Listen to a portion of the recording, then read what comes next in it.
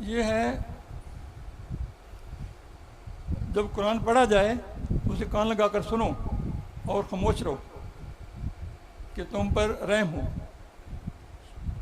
ये कुरान भी सुनना हम पे फ़र्ज है। अगर मिसाल के तौर पे मतवज्जो के सुनो, गफलत ना करो,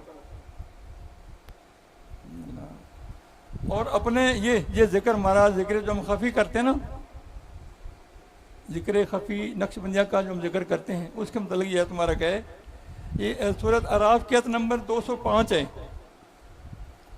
अपने रब को अपने दिल में याद करो, जारी से, गिरिया जारी से, गिड़ाते हुए और डर से और बेआवाज़ निकाले ज़ुबान से। समझ आई बात की?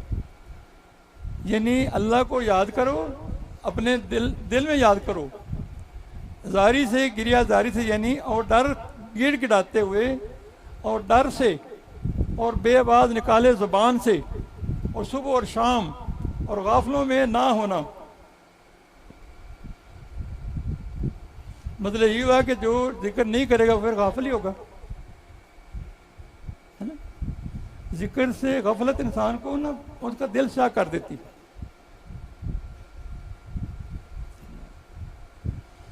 हज़रत यूनुस अलैहिस्सलाम मछली के पेट में थे ना, रात की अंधेरी, दरिया की अंधेरी और मछली के पेट के अंधेरे, 3 अंधेरे थे। अल्लाह ने उसे वहाँ से निकाल लिया। फरमाते हैं अगर वो अल्लाह का जिक्र करने वाला ना होता तो क़यामत तक मछली पेट में रहता। उन्होंने वहाँ पढ़ा ला इलाहा इल्ला अंता सुब्हानक पढ़ा ना।